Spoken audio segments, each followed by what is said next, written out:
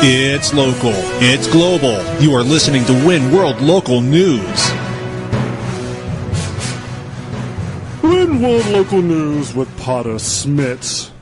Our top story today was provided to us by Win Facebook contributor Charlene from Paris, Arkansas.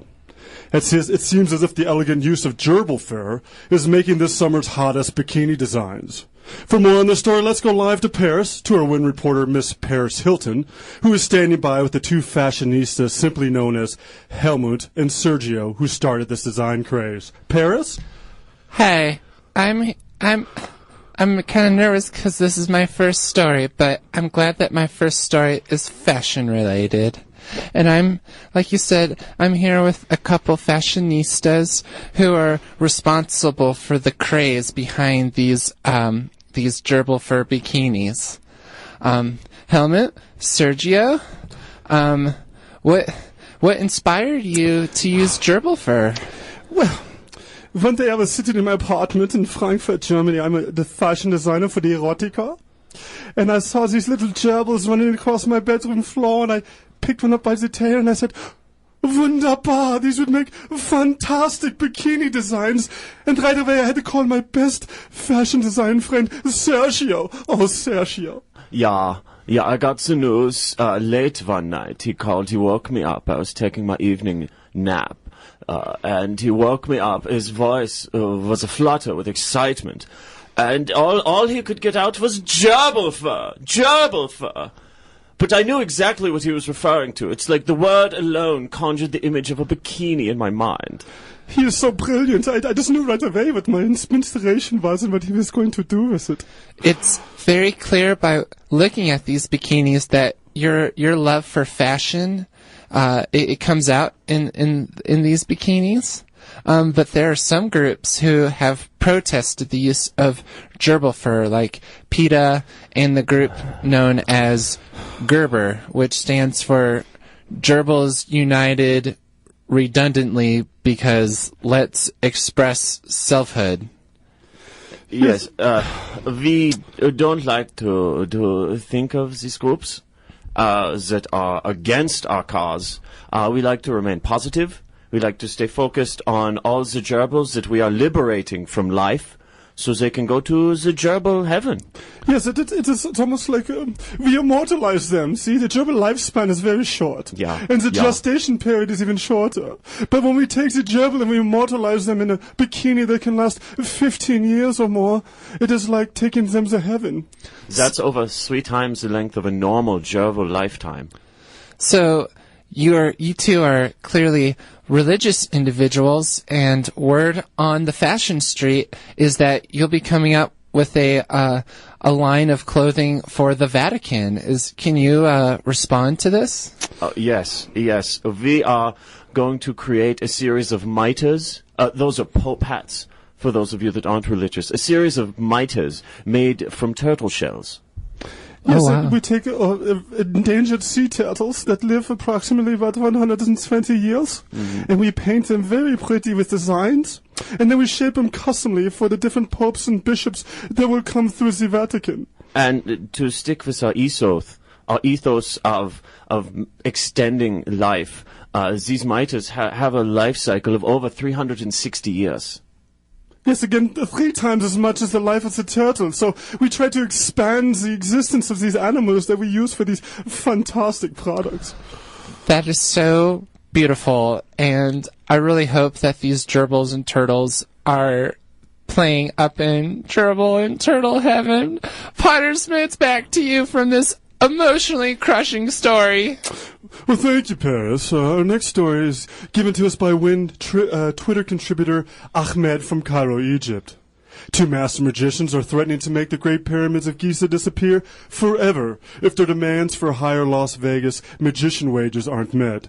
To dig deeper into the story, let's go live to Win reporter Stephen Gerard in Giza with the 2 magicians making these demands. Stephen? Thank you, Potter. I am here in Giza with 2 magicians who have grand ideas for their next trick. Nefarious or not, I don't know, but I'm here with Mysterio the Mysterious and Shangri-La the Shangri-less. Here, they are standing in front of me in the desert with a very large cloth. Now, magicians, sirs, what has inspired you to aim so high? It has never been done before. Such a large monument to disappear.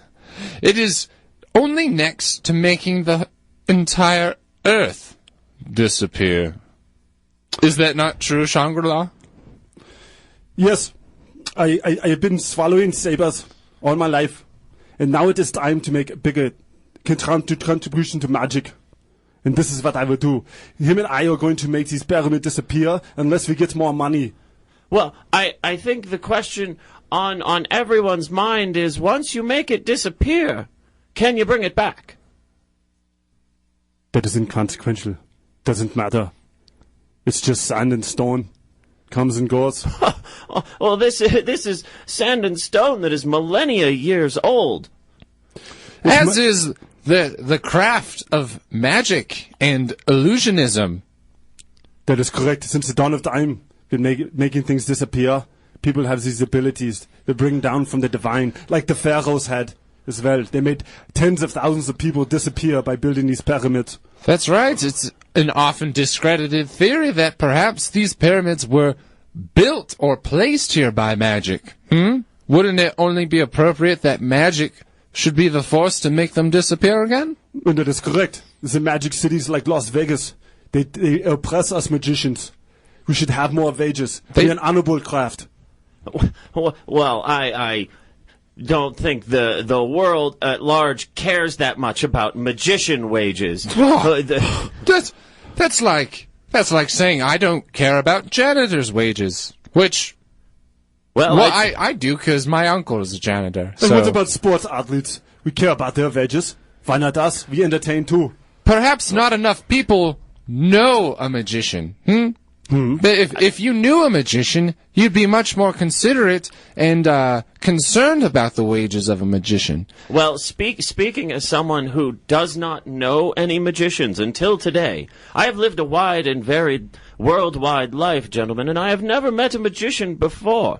And I must say my first exposure in you two has been quite disappointing, since all you want to do is deprive the world of a great monument. Well, no, go for it, Shangri-La.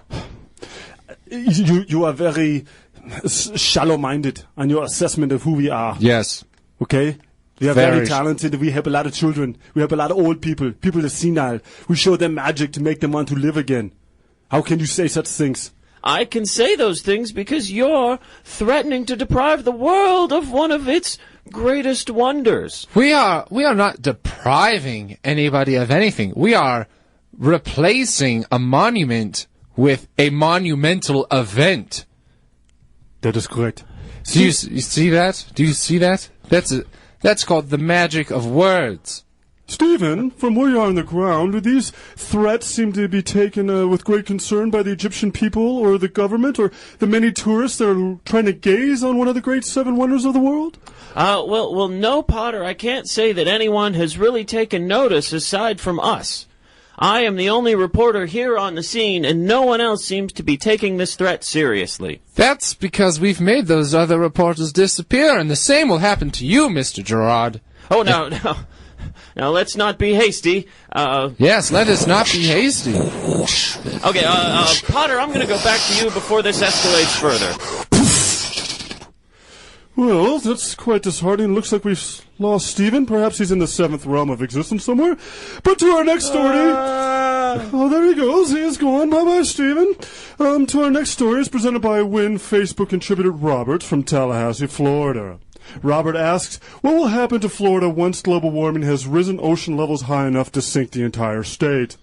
For more on this story, let's go live to Miami to our Win reporter, Alan Race, who is standing by with the newly appointed director of Florida Tourism, DJ Tiesto. Alan?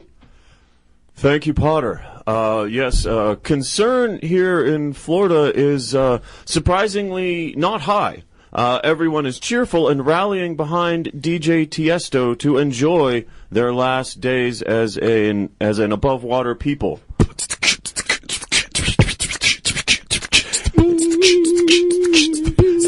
Yeah, it's the party does not stop here. DJ. Yo, I just had to break that down, man. Because in Florida, the party don't stop. Because we know this state's going underwater like the great empire of Atlantis. And that's what Florida's going to be known as. Know what I'm saying? So we're just having a party. We're raising hell because it's about to get real cold and wet.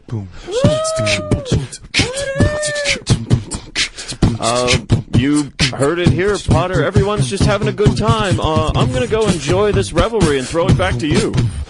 Well, thank you, Alan. That's greatly appreciated. Not too much information on that. However, I guess we'll just kind of see what happens. Well, let's go over to our sports desk with Fire Frank and see what's going on in the world of full contact table tennis. Frank?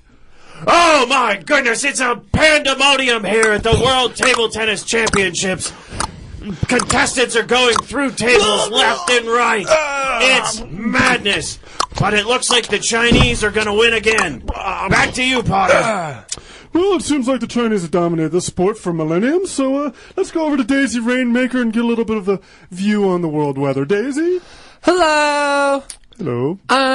There's a lot of weather going on in Europe especially, and in Africa it's really hot, like everywhere.